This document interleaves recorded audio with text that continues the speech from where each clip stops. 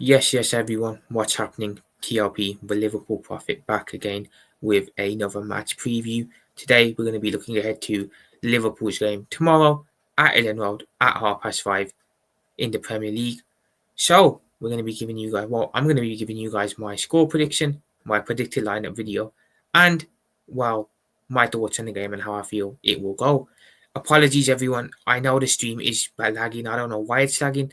I've been sat backstage for about half an hour now trying to fix this, trying to get it sorted to go live. But for whatever reason, I've tried restarting my laptop. I've tried everything. I've tried shutting StreamYard down, loading it back up. It's lagging.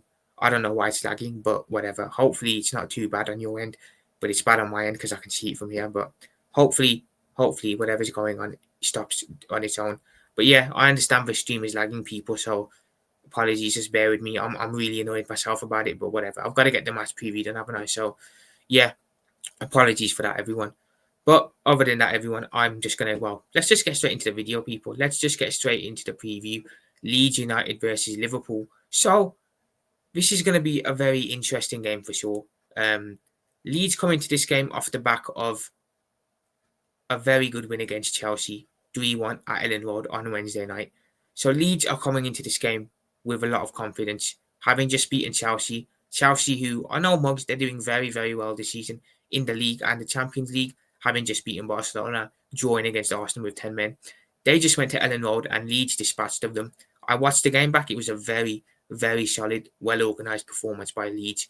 So they're going to be confident going into this game, especially with the way Liverpool are playing at the moment. Seeing as Liverpool aren't playing the greatest, I'd imagine they go into this game licking their lips, thinking, you know what, we can put it on them. The crowd, if the crowd's up for it, I'd imagine the crowd will be up for it. It's gonna be a tough afternoon for Liverpool. So I'm concerned. I'm concerned about that aspect of the game. I'll be totally honest with everyone. Going away to the Ellen Road after they've just beaten Chelsea there, it's gonna be a tough time there. Um, Honestly, I'm not looking forward to the game. I'm genuinely not looking forward to the game now. Granted, we didn't lose against Sunderland. We did draw 1-1, but let's be honest, the performance against Sunderland wasn't good. It was a very poor, subpar, below average performance against Sunderland. Um, we weren't good. Let's be totally honest. We were not good against Sunderland. We should have lost the game had it not been for Federico Chiesa's absolute brilliance clearing the ball off the line in the last couple of minutes of the game. We would have lost that game by 2-1.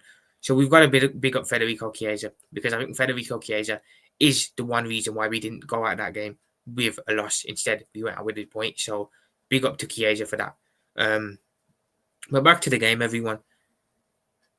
Like I said, it's going to be a very interesting affair.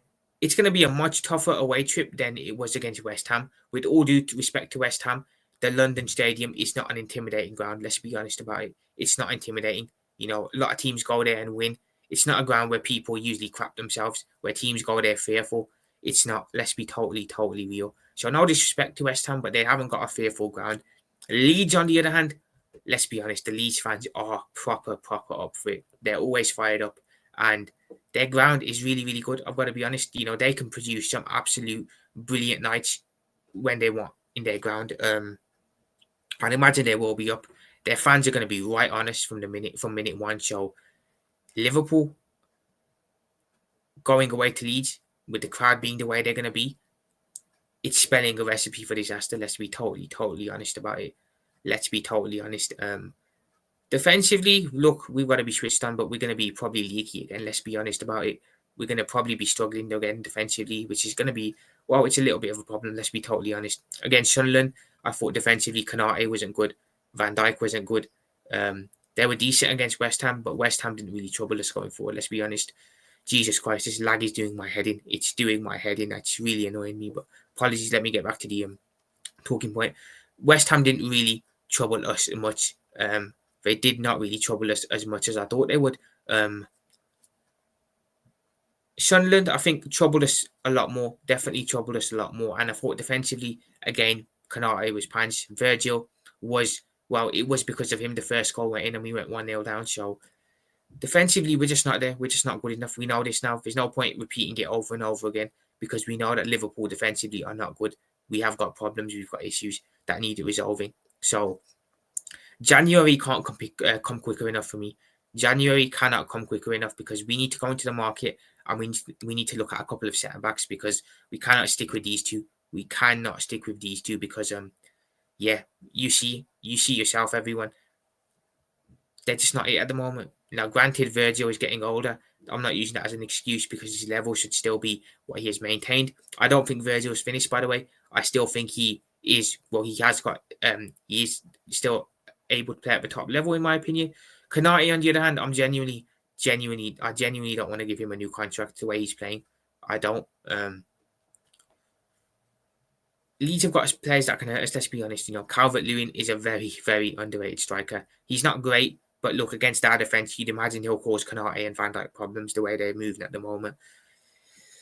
It's just it's a recipe for disaster, isn't it? It just spells a recipe for disaster, this game.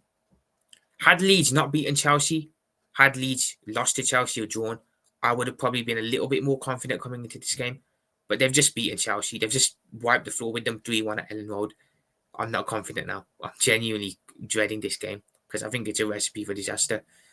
The good news for the game, though, however, Conor Bradley should be back at playing at right back for this game. I think the manager confirmed that Leeds away will be when he first returns, and that's great news. Only thing I'm wondering is, will he bring Bradley straight back into the team and start him and risk him getting injured again? Or will he maybe ease Bradley back in and play Joe Gomez again for the third consecutive game? I think Gomez has been good at right back against Sunderland and West Ham. But is he going to play him 2 games in a row? I highly doubt he'll play him 2 games in a row. So I think Conor Bradley will be back in the team, and I think he will be playing right back, which it's great. It's great to have Conor Bradley back. Of course, you always worry that if someone comes back into the team, they can get themselves injured again. But nonetheless, having a right back playing at right back is very, very confidence filling. So yeah, Bradley's back for the game, so that's a positive. Honestly, with Bradley back for the game, I wouldn't drop Gomez. I would just take Kanate out of the team and put Gomez in that centre back next to Virgil. The manager, of course, will not do that, though. Let's be honest. We know that because the guy is clueless. But yeah, Bradley back for the game is a big, big plus. My hope is that Federico Chiesa finally gets a start in this game. I know that's wishful thinking. I know it's unrealistic, but he saved our bacon on Wednesday night. We would have lost that if he hadn't busted his balls back to keep up with that Sunderland player and clear that ball off the line. We would have been staring off on the back of a third home defeat. He saved our bacon. He gives 100% every time he comes onto the pitch. If Arne Slot doesn't want to play him off the right, that's cool. But let's play him off the left. He does so much more off the left, even though it's not his natural position than Gakpo would. We don't want to see Gakpo again. My hope is that Chiesa plays off the left if he doesn't want to play Chiesa off the right and Gakpo is dropped. Because Gakpo needs to be dropped, let's be totally honest. He needs to be dropped and he needs to hold bench. Fingers crossed Chiesa gets a game, but it's unlikely, let's be honest. It is unlikely. If he doesn't get a game now, then he's never going to get a game. I'll be totally honest. If he doesn't get a start tomorrow against Leeds, he'll never get a start under this manager. So fingers crossed Chiesa plays, although it's very, very unlikely. I would stick with Szoboszlai off the right-hand side, off the right wing.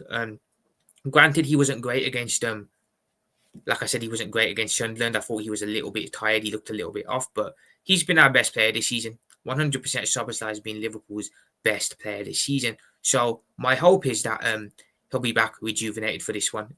I will allow Szoboszlai having an off day because, look, it's Szoboszlai. We know how good he can be. He's been our most reliable player. He's given his all every single game this season, so we'll let him off. Alisson as well, of course, had a bit of a poor game against Sunderland. I thought his distribution was off. He gave the ball away a lot in distribution. Some of his saves that he'd usually make easy, he made a meal out of. But again, Alisson, similar to Szoboszlai, has been one of Liverpool's best players this season. So I'm going to give him the benefit of a doubt. I've got no doubt that Alisson probably only had a one-off game and he will be back stronger for the Leeds game. Other than that, I'd bring Jones back into the midfield over Maka. I thought McAllister again didn't look great. He did not look great against Sunderland. I wouldn't have started him, to be fair. I would have started with Jones. But get Jones back in that midfield over McAllister, get some energy in there. Gravenberch probably needs a drop too, but because he's so integral to the way Slot wants to play, apparently he's going to probably play every game, let's be honest. Robbo, I think, will maintain his position at left back. Robbo's played the Sunderland game, and I imagine he'll get this game. Kirk has played the PSV one and the West Ham one, so I think the manager will interchange as long as, well, for however long he's still here for. I'd imagine he'll rotate a bit at left back. He'll give Kirkes 2 games, then he'll maybe give Robbo 2 games. So I think Robbo keeps his place for this game. Other than that, I would go Ekitike up top again. I would probably go with Hugo Ekitike. I thought Isak might kick on after that West Ham goal, but he's still a little bit hit and miss. Granted, he wasn't getting service against Sunderland, but you still expect a little bit more. You still expect him to be making the runs, putting himself into the positions, but he just wasn't. Again, I don't know why, but whatever. I would put Ekitike over this for this game. I'd bring Hugo back in, and I'd take Isak out. Will you maybe use Isak as a substitute or a bench player if we're losing or we need to win the game? We can bring him on in the 60th minute or onwards. It's going to be a tough encounter, people. It's going to be a tough encounter. Not only did Leeds just win, but they're fighting for their lives. They're in a relegation battle. They're going to want to stay in the league. So they're going to be right up for this game. They're going to be right up for it. So anyone who thinks Liverpool are going to win easily, I'm just going to say watch Liverpool's games this season. We haven't won one game easily. Not one. We haven't even put in... We've put in, one good performance this season as well. One good performance. That's a disgrace. And we're in December. So it won't be an easy game. Now, my head tells me we're going to hold an absolute spanking, but my heart says we can get something. So, yeah. Without further ado, let's get into the predicted lineup. I'm going to give you guys my predicted team. You probably already have a little bit of a feeling of what my team's going to look like based off of what I've just said. But, yeah, nonetheless, let's bring the team up on the pitch. Again, people, apologies for this lag. I don't know why StreamYard's decided to stitch me up today, but it has for whatever reason. So, yeah. For whatever reason, StreamYard has decided to stitch me up. Hopefully you guys can see this. I really hope you guys can see this, man. Genuinely, but the way StreamYard's moving today, I wouldn't be surprised if you can't. But yeah. 1 second. So yeah, everyone. This is my predicted team to face Leeds tomorrow. Let's just run you guys through it. As you guys can see, it's not too different from the Sunderland and West Ham games, but there are a couple of minor tweaks. So of course it will be Alisson in goal. Like I said, don't think he was great against Sunderland, but I've got no doubt it was a one-off and he'll be back stronger again, and he'll be back being Mr. Reliable in goal. Pardon. Let's not forget, everyone, Alisson saved our bacon this season a lot. Cast your mind back to the Crystal Palace game at the beginning of the season. We would have gotten absolutely smoked in that game had he not been pulling off save after save. So let's not forget how crucial Alisson's been and how much he saved our bacon this season. So Alisson in goal, of course. At right back, I've gone with Conor Bradley. Like I said, I think Conor Bradley will be brought back into the team. I just don't see Arne Slot playing Joe Gomez 3 games in a row. Obviously, he played him against West Ham and he played him against Sunderland. I'd be very surprised if Gomez starts again, because let's be honest, he's not going to play him 3 games in a row. You know, Gomez, as good as he's been in the last 2 games, he's very injury prone. He's unreliable. You know, at any point in time, he can pick up a knock and be out injured. So I don't think the manager will risk that. Granted, Bradley has also just come back from an injury. So do you really want to bring him back into the team and risk him getting injured again? I think the manager will put Conor Bradley back in at right back. I think he'll feel a lot more assured. And I think we'll feel a lot more assured with Conor Bradley back in at right back. And it's great to have Conor Bradley back as well, of course. Centre-back pairing, Virgil and Ibu again. They need to be dropped, but they're not going to be dropped, let's be honest, because there's no one in. So January cannot come quick enough because we need defensive reinforcements as soon as possible. So Virgil and Ibu at centre-back. At left-back, I've gone with Robbo. I think Robbo will stick. Well, he'll keep his place for this game. I think the manager's rotating quite a bit at left-back. He might not be rotating elsewhere, but at left-back, he's rotating quite a bit. Kirk has played the PSV and the West Ham games. Then he was taken out. Robbo was voting for Sunderland. I think Robbo will be playing this game too. And then I think he'll go back to Kirkes for the next 2 games. And then vice versa. So it's good to see the managers rotating a bit, even if it's only one position on the team. But yeah, I think Robbo keeps his place at left-back. Moving into the midfield, Jones and Gravenberch. Now, I don't know why Jones didn't start again against Sunderland in midweek. I don't know why the manager brought McAllister back in. Makes 0 sense to me. But he brought McAllister back in. And McAllister, yet again, he didn't look good. He did not look at it. I don't know what's going on with Macca. He's not playing the same as he was last season. And it's disappointing to see. Hopefully, he will be back to his best very soon. But for now, he needs to be dropped because he's just not cutting the mustard. So, Jones and Gravenberch Get Jones back into the midfield, bring some more energy, bring some more fight into the team. Next to him, Gravenberch, same as McAllister, Gravenberch hasn't been great this season. You know, he started well, but he's kind of not. Well, he's kind of had a bit of an off season. Let's be real. For his standards, for what he set last season, he hasn't been great. But unfortunately, because he's so integral to this Liverpool team, because he's our defensive midfielder, I don't think Slot will drop him. So it will be Gravenberch playing regardless of how he plays. Honestly, would I give Endo a shot? I'd give Endo a chance. I would give Endo a chance, but look, the manager's made clear that he doesn't rate Endo, so he won't be getting a game. So Gravenberch next to Jones. Moving forward into the attack, everyone. I've gone with Szoboszlai off the right wing. Now that's hopeful. This is hopeful thinking because part of me, well, the majority of my brain tells me that Mohamed Salah is going to be brought back in for the game. He shouldn't be. He shouldn't be brought back in for the game. And if Stott needs any proof of that, just look at how he played when he was subbed on Wednesday night for Gakpo. Did nothing yet again. Ghosted it again. Didn't put in a shift. So Salah needs to just hold bench. He needs to hold bench. He will be off to AFCON soon. So hopefully once he goes to AFCON and gets back, he'll be a bit more rejuvenated and he'll return to his best. But again, wishful thinking. Szoboszlai wasn't great, like I said. He didn't have a great game against Sunderland. He looked tired. He looked a little bit leggy. But I think he'll be back better for this game. Like I said, him and Alisson, for me, are two best players this season. Very reliable. So, look, Szoboszlai's allowed an off game. But you only allowed one of those. So, hopefully against Leeds, he's back at it and he's back at his best. But I do feel Salah might just pinch it and he'll be back in the team. He shouldn't be. He shouldn't be nowhere near the team. But I wouldn't be surprised if this manager brings Mohamed Salah back in. But I'm hoping Szoboszlai keeps his place on the right wing. In the 10 position, I've stuck with Florian Wirtz. Now, Florian Wirtz, he's had two very good games in my opinion. He had a very good game against West Ham, where he was man of the match. And he had a very good game in this game against Sunderland, the game that's just gone, sorry, not this game. Now, he was robbed of a goal, in my opinion. He was robbed of a goal. It's just our luck that that goal gets taken off and his wait for one continues. But he was good. Now, the goal was lucky as well. It was a scuffed shot. It was probably going wide had it not deflected in. But nonetheless, I thought Wirtz's performance yet again was very good.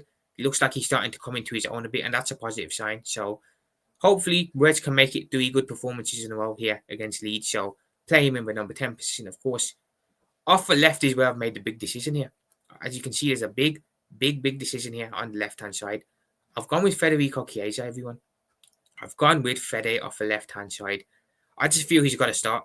I feel if he doesn't start this game, he's never going to get a start. Just look at what he did against Sunderland. Single-handedly saved us a point. Stopped us from losing that game. He has to play this game. He has to play. Gakpo was shocking against Sunderland. He shouldn't be in the team. Chiesa will offer so much more off the left-hand side than Gakpo would. Even though it's not his natural position, he is naturally better off the right. But he'll offer so much more off the left than Gakpo would. So just play Chiesa, give the guy some game time. It's unlikely though. We know Gakpo's probably going to start again, but hey, fingers crossed. Fingers crossed Chiesa gets a game. So I'm going to go Chiesa off the left. Like I said, if Slot doesn't play him in this game, he's never going to play him. If that performance against Sunderland didn't open Slot's eyes up, I don't know what's going to open the guy's eyes up. So fingers crossed Chiesa plays off the left for this game. But it's most likely going to be Gakpo, let's be honest. And moving to the final position up top, I've gone with Ekitike again. Isak, I thought was going to hit the marker after scoring against West Ham and kick on again. But he wasn't great against Sunderland. He ghosted the game. Granted, he wasn't getting much service from the rest of the team, but still, you'd expect a lot better for a player of his caliber. But he just wasn't at it. Just was not great. So for me, Isak out, Ekitike back in. Ekitike, of course, we know has been the better striker anyway this season. So I'd go with Hugo. I think he should be fit enough to start. Maybe we can bring Isak on later on in the game in the second half. 60th minute onwards, say we're losing or we need a goal or we need a winner. But I'd start with Ekitike in my opinion. I think Hugo deserves to start for this game. 100%. So that is my team for... Well, that is my team for Leeds tomorrow, people. To run you guys through it again. Alisson in goal. Bradley at right back. Van Dijk and Konate at centre-back pairing. Robbo at left-back. Jones and Gravenberch as the midfield double pivot. Szoboszlai off the right-hand side of the wing. Wirtz in the attacking midfield number 10 role. Federico Chiesa off the left wing side of the team. And of course, up top as the striker, none other than Hugo Ekitike. So that is my team to face Leeds tomorrow, everyone. If I can just stop share screening that now. So yeah, that's my team. That is my team. Score prediction time, the most important time of the video. What's my score prediction? My head tells me that Liverpool are going to lose because Leeds are going to be confident after beating Chelsea. They're going to be right up for this game. But my heart tells me that that Chelsea win might have taken a little bit too much out of Leeds and they might be a little bit more tired going into this game, which could spell an opening for us. Do I listen to my head or do I listen to my heart? My head's saying 3-1 Leeds. My heart is saying 2-2. So I'm going to go with my heart. It's crazy. It's stupid, I know, but I'm going to go with my heart. I'm going to go with a score draw for this game. I'm going to go Leeds United 2, Liverpool 2. But my head says we're going to lose 3-1. I do feel I should probably be going with my head, but I've decided for once to listen with my heart. So I'm going to go with an all-square 2-2 draw. I think it'll be a very underrated game. I think it's a game that a lot of people probably think won't have a lot of goals in it. I disagree. I think this might have a couple goals in it, and I think it might be a decent watch and a decent advertisement for Premier League football. But I think it'll end square. I'm going to go with Leeds 2, Liverpool 2. And is that a bad result? Yes, it is, because we should all this with this one. Apologies, people. You know, when you talk really quick, your words get muddled up, but that's happened again to me. So this run that we had coming up, Forest, PSV, West Ham, Leeds, Sunderland, we should have won all the games. And the fact that we're probably only going to win one is a disgrace. It's a big, big, big disgrace, isn't it? A draw's not a good result, but having, them coming off the back of the win against Chelsea, maybe you can accept a draw, but we need to be winning, let's be honest. If we want to get back into the top four, we need to be winning this game. But I don't think we will. I genuinely don't think we will. I just don't think we have the cojones to go away to Ellen Road under a hostile crowd and win this season, based off of what I've seen. So I'm going to stick with a 2-2 draw. But like I said, my head says 3-1. But yeah, that is all for the match preview today, people. Apologies, I've been unable to focus because the lag is really doing my head in and it's really annoying. I hope the lag isn't too bad on your end. And hopefully for tomorrow's match reaction, it's fixed and it's back to normal. But yeah, other than that, do remember on your way out, do drop a like on the video if you have enjoyed it. Do turn notifications on so you know whenever a video drops. Do as well sub to the channel. We're currently 50 subs away from 600, so if you can sub, it's much appreciated. Do get down below in the comments as well, people. Give me your predicted team. Give me your thoughts and feelings on the game. And give me your score prediction. Let me know how you feel the game will go. Other than that, TLP out. I'll be back tomorrow with my match reaction after the game. So stay tuned for that. Other than that, peace out, people. Big up you guys. I'll speak to you soon. But bye for now.